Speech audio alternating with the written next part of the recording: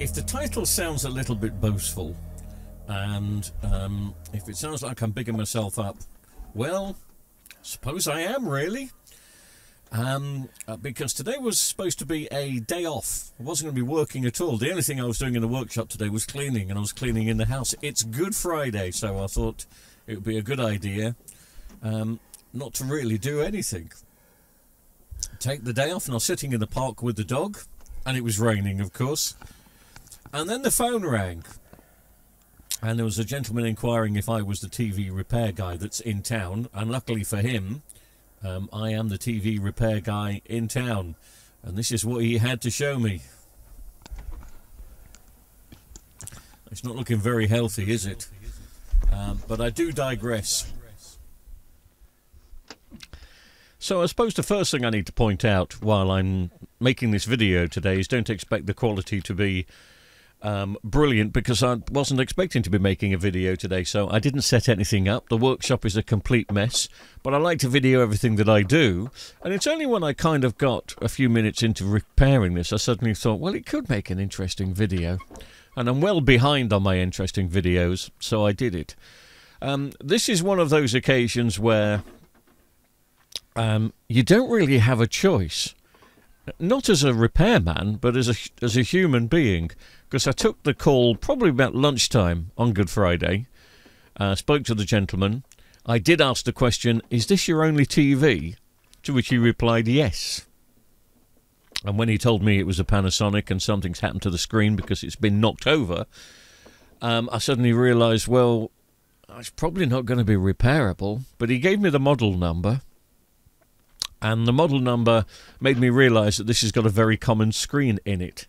And more than likely I've got a couple of these screens going free, so it was this chap's lucky day, I suppose. And the other thing that he told me which spurred me into action was the fact that he was 83 or 85. I think he was 85. And I suddenly thought, it's Good Friday. We live in a small village. We're miles away from any city. Even if the shops are open on Good Friday, I don't think they are. He's not going to be able to buy a TV. He's probably not going to be able to afford to suddenly fork out between £500 and £1,500 for a new TV. And the other thing, which I'm quite proud of when people say this, I do like it when people get in contact with me and tell me that they really like the TV. You don't hear that always. Some people are looking for an excuse to upgrade to the latest and greatest. But this gentleman is 85. He's had this TV since new. And he wants it repaired, if it can be repaired. Now, technically, under normal circumstances, this TV can't be repaired because it's a smashed screen. And 9 times out of 10, smashed screens obviously can't be repaired. Unless, of course, you're claiming on insurance, and then we'll order a brand new panel and we stick the panel in. The difference between a screen and a panel, by the way, just in case you don't realise, the screen is just what I'm replacing today. It is the physical glass screen. In fact, you can probably see it. It's there right in front of me, ready to go. A panel is the screen and the backlights and the T-con and everything that it comes with. So basically you then just have to screw in the power supply and the main board, put the back on, and you're good to go, as some people say. But on this occasion, I'm just going to replace the screen. The screen I found in my it's a back room that I have, which gets a bit damp, and I think the screen's been in there for, I don't know, 6 months, maybe a year, maybe even longer, I can't remember. But I suddenly thought of this screen when he told me the model number of the TV, so it kind of spurred me into action. And the fact that, of course, do you feel a little call of duty when an 85-year-old man on a holiday? You know, the other thing I would have had to have done is try and find a TV to loan him until he can buy another one. But the truth is, I haven't got anything. I don't. My loan sets already. I've got 2 loan sets which are out with other customers at the moment, so I would have been a bit stuck. So bear with me as I'll just stick a little bit of music in on the background, and you'll just see exactly what I do I edit this video down, or I will edit it down to just the basics. I don't want this to be some sort of massive box set, but there's an LG panel, as you can see in here. It's the LC420 Ju SF-R2. Now, there are many different variations of this, so I'm just going to check in the pile of LGs that I have here, as you can see, to see if I can find one that is exactly the same. And when I said the workshop was in a mess today, you could tell the workshop was in a mess. But there it is, LC420. It'll be filthy. Hopefully it's not damp. Hopefully it's not corroded. And hopefully it's not cracked. And that's the screen out of this particular TV. So I've already taken it out in preparation for it. So with a bit of luck, we'll be able to swap them over and get it going.